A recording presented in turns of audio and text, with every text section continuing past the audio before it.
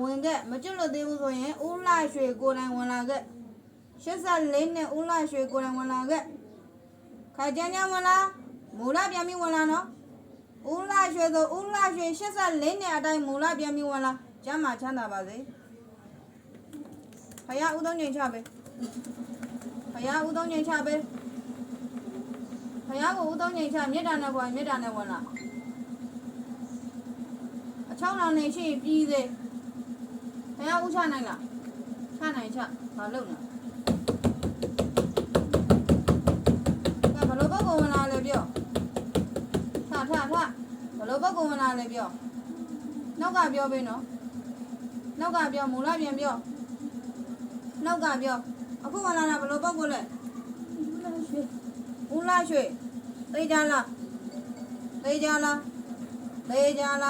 3ချိန်3ကမေးတယ်နော်ဦးလှရွှေသိကြလားအဲ့ဒါဦးလှရွှေမူလပြန်ပြ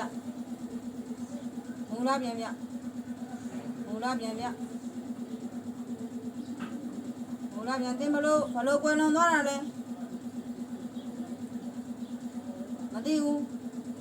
မသိဘူးလားဟုတ်ပြီတင်အမအခုဗမာနေနေရလဲအခုဗမာနေနေရလဲဟမ်မသိဘူးခုနကတော့စကားပြောလို့ရအဆောင်နဲ့ခေါင်းပုတ်ချထားလိုက်လို့ပြောဗမာနေနေရလဲနေစရာနေရာရှိလားရှိတယ်ဗမာနေနေလဲရိုးဆောင်ရနောက်ဖက်လား